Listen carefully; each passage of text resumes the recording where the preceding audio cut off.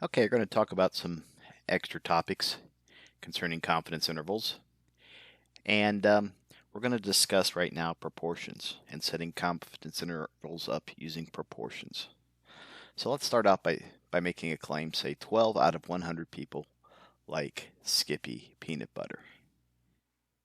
That means that 12 out of 100 equals, it's like 12% or 0.12. So if this is the number that like, then 88 out of 100 equals 0.88 dislike. So in a way, this is like what we did with the binomial distributions, where you can treat this like it's the success term,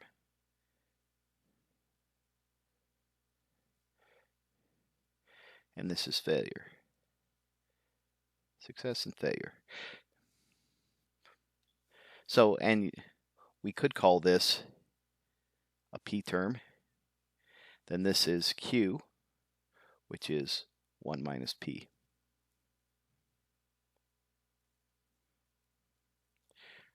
Proportions. So now we're not dealing with means anymore like we were before. We're dealing, or variables, we're dealing with a proportion. Where is my bar? Why can't I go down? Guess I have to use the arrow key. So when we talk proportions, in the past, what we did when we had situations, we had population. And when we're talking about populations, we usually call these parameters. So we had a population parameter. Mu was our population parameter for the mean. Then we had sample.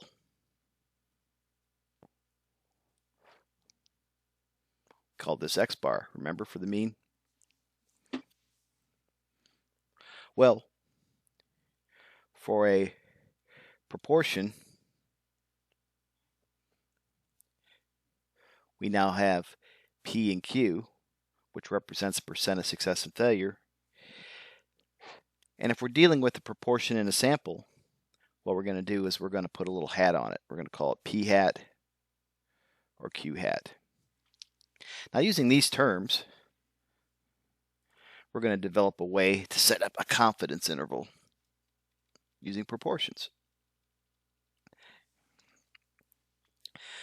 So, for a proportion, the margin of error, E, remember we called it E when we were figuring out some other values, is a real similar relationship, z sub alpha over 2 times the square root, though, of p hat q hat over n. Here, n is still the sample size.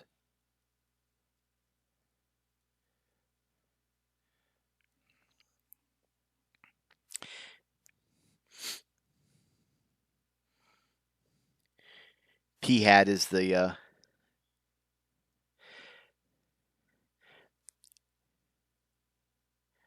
sample proportion of success and failure, where P is success, P hat is success, Q hat is failure.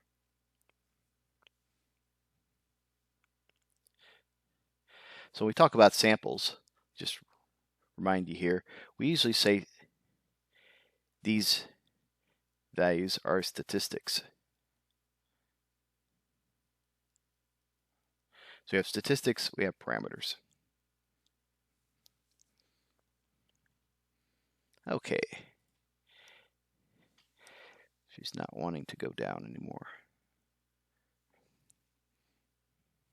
So using that, then we can set up our confidence interval equation.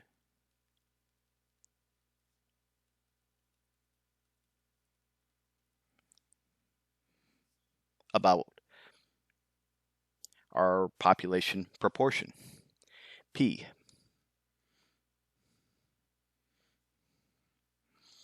So we have P hat minus Z alpha over 2 square root of P hat Q hat over N. And on this side, P is less than P hat plus Z alpha over 2 square root of P hat Q hat over N.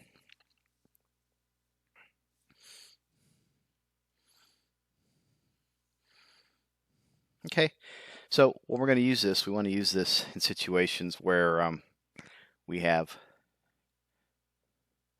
large samples.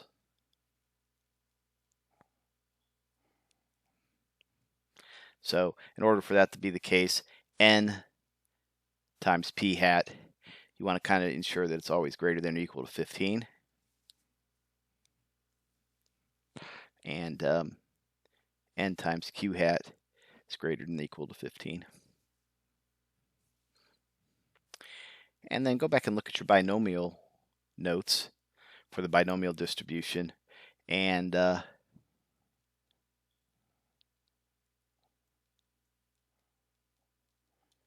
I'll just put binomial distribution ideas also apply.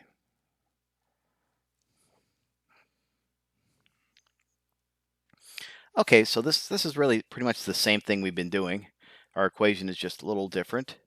So to get the values out of our equation, we're going to have to pluck them from different pieces of information. So let's look at an example. How we're just jump right into an example on how to do that. Let me write down this example. I'll be right back. Okay, so the question I'm going to ask is, say we poll 1,000 people and 639 of them claim that they trust the president. What is a 95% confidence interval for the proportion of all Americans who trust the president? Well, we could do a point estimate of that real quick here.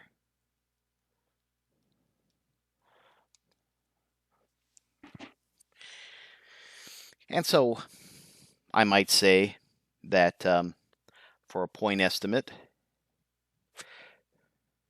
our P hat equals P for a point estimate. So 639 out of 1,000 equals 0.639, or 63.9%.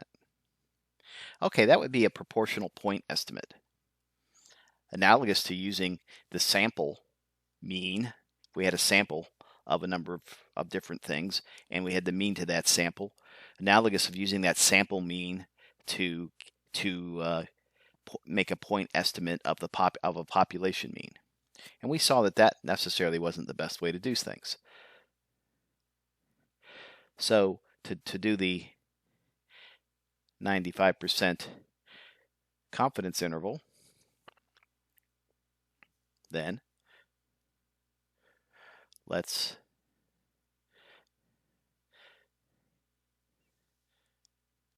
so I copy and pasted the equation we want to use. And now let's start grabbing some of the pieces of information from the word problem.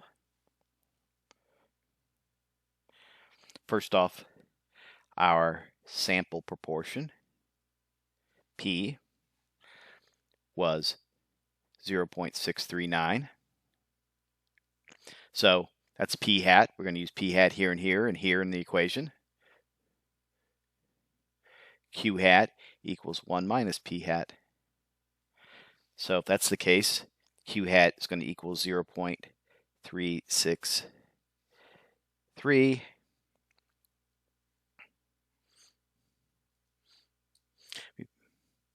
Pause for a second.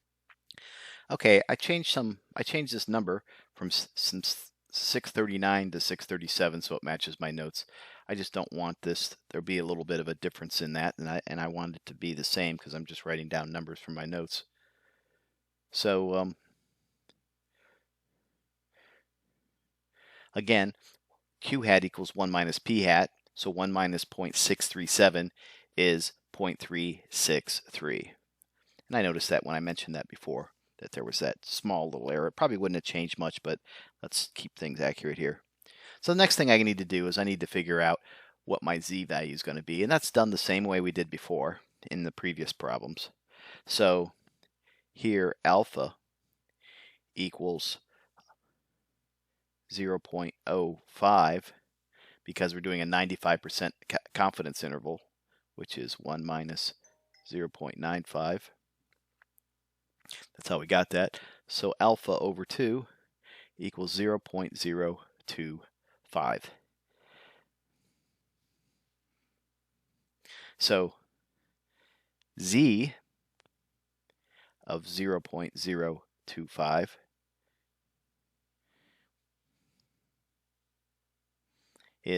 turns out to be 1.96.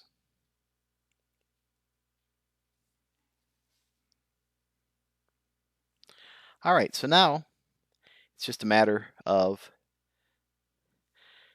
taking our information, page up just a tad, taking the information and plugging it in here. Oh, by the way, let's get n. N equals 1,000. That's how many people we polled. So 0.637, that's p hat, minus z alpha, 1.96 times the square root of 0.637 times 0.363. In the numerator, that's p hat times q hat divided by 1,000. This is less than p is less than, and of course we just write the same thing almost all over again, except it's going to be plus this time. 1.96 times the square root of 0.637, put parentheses around it this time, 0.363 divided by 1,000.